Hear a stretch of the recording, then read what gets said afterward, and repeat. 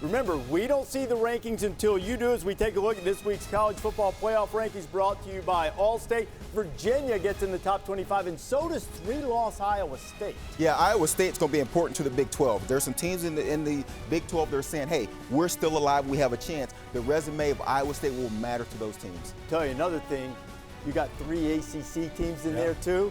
That can be helpful to say Clemson's strength of schedule. Moving on up the rankings as we see 25 through 21 and now 16 through 20. Iowa Hawkeyes coming off a loss. Texas too are 16 and 17. 2 more 3-loss teams, this time from the SEC. And I think a lot of people were wondering whether or not Texas A&M was going to be in the rankings after losing this past weekend, but that obviously a team that can help the resume of, say, a Clemson or an Alabama. And LSU later.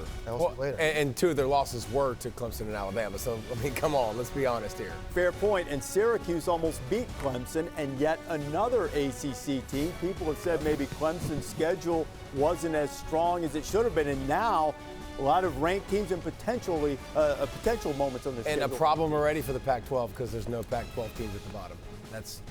That'll be an issue for Washington State. Some of those teams we'll see in a little bit. You'll probably see a couple maybe in the top 15, and there is one right on cue. The Pac-12 team surging Utah is at 15. How about West Virginia with 1 loss? And you were looking for UCF. They're higher than they were last year when they started. They're at number 12, and again, they have their toughest games coming up. Starting Thursday against Temple, you look down the road to Cincy, USF, maybe Houston in the American Championship game. So all the meat on their schedule still coming up. Ohio State making it into the top 10. Buckeyes have had a week off to try to take care of some problems. Urban Meyer's team sitting there at number 10. Meyer addressed his health issues today. At number 9, Kentucky's top 5 strength of record metric, meaning how well you've done against your schedule, and the Wildcats unbeaten in regulation, only in overtime. The win at Florida was very, very impressive, and I just love the way this team plays football from an eye test standpoint. Their ability to run the ball, play complementary football. They play really good defense on that side of the ball. Dirty defense. They're going to give Georgia a handful this week. Terry Wilson just had his best game against Missouri. And the question about Kentucky, could they pass if they had to? They had to beat Missouri in the 4th quarter. Just ahead of the Wildcats at number 8. That's some pretty good respect for Mike Leach's Cougars. Only loss came late against USC. There was a disputed targeting call. I don't know if it's a disputed loss, but they would have had a better opportunity perhaps to win. And a field goal blocked after that kept it from going into overtime. At number 7, Oklahoma.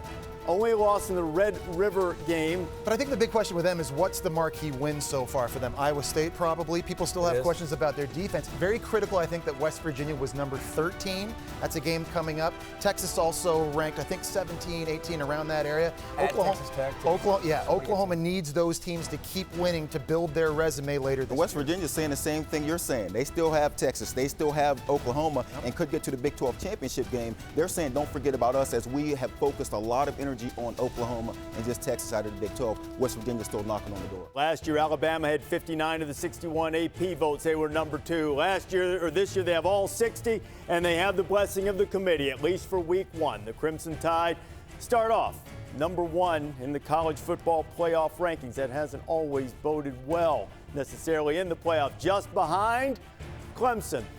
Have we seen this movie before in the playoffs? I feel like we've seen that on repeat. Know the credits. Clemson, 1, 2. Let's see who's at number 3. The next 2 could be very interesting. LSU, 1-loss LSU, lost on the road at Florida, but that great strength of record sitting there ahead of an undefeated team. Yeah, and again, that was what I was waiting on. I wanted to see what they gave them credit for. They're giving them credit for an Auburn win, a Miami win. Even though those teams now are not ranked and they have 3 losses, they're still giving them credit for beating them early on. And this LSU team, if they can correct their passing, sort of like the Kentucky team we just talked about, if they can get a better passing game, look out Alabama in 5 days. And you know what this means, too. Now in the 5th year of the playoff, more than half of the teams in the initial rankings from the SEC. Let's see who's at number 4.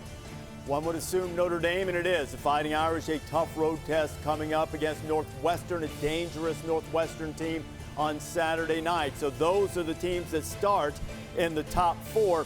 LSU should know that no number 3 team in the initial rankings has ever made the playoff. Why bring up old stuff, Reese? That's not what they wanted to hear. Not what they wanted to hear. Well, at least Notre Dame was 3 last year, and that is followed by Michigan and Georgia.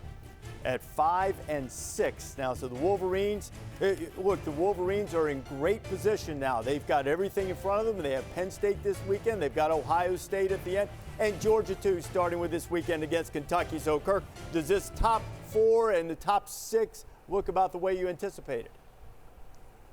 Yeah, that's exactly the 6 that I had. I had LSU there at 3, just a little bit ahead of Notre Dame, and Michigan at 5, Georgia 6. And I think with Michigan, you just touched on, they're on this revenge tour, and they've taken care of business. You got to give them credit with Wisconsin, Michigan State on the road. They get Penn State this week. They still have Ohio State and Columbus. If they keep winning, Big Ten championship. So you're right. Everything is in front of them, and they control their own destiny.